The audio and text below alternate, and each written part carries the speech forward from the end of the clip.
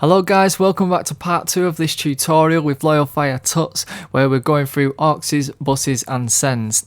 In part 1 we went through using sends and buses for effects and things like that, like reverbs and delays. And if you haven't seen it, just click on the top right corner now and it will take you to the video. Now let me show you an example of how I'm using a bus group. Now I've got my kick here and I'm sending it here, as you can see.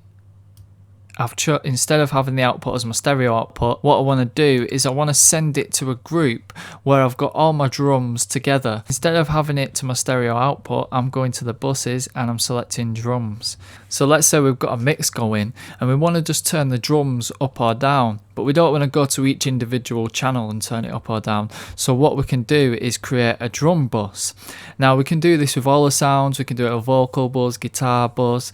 And it just makes the mix a whole lot easier when you've got less channels to control the different elements of your track. I can do that with all the sounds that I want to go to the group.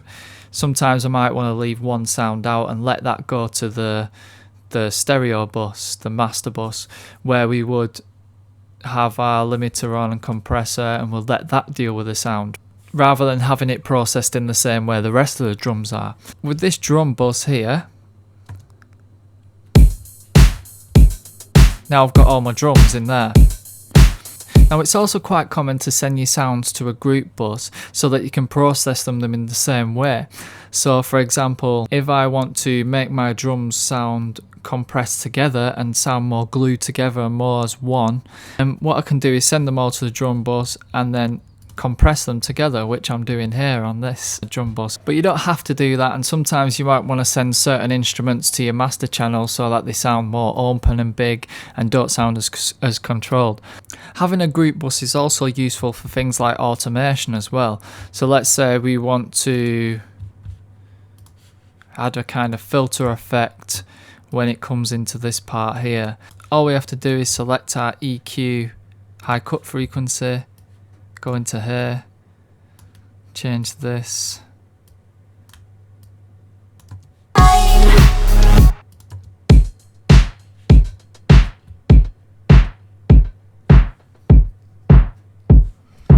And as you can hear, we're affecting the whole of the drums. So that can be quite useful.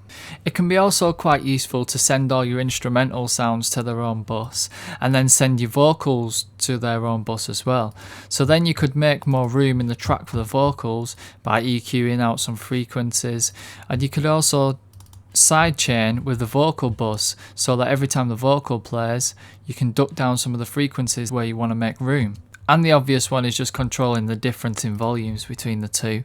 So then instead of sending everything to a master bus, what we can do is send to a submix group, and we can compress and limit there without affecting any reference tracks, which we can send to the master channel with no effects on.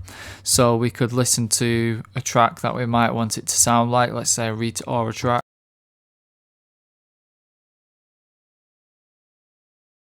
Reference that. Why won't you call my name? Reference that against our own track.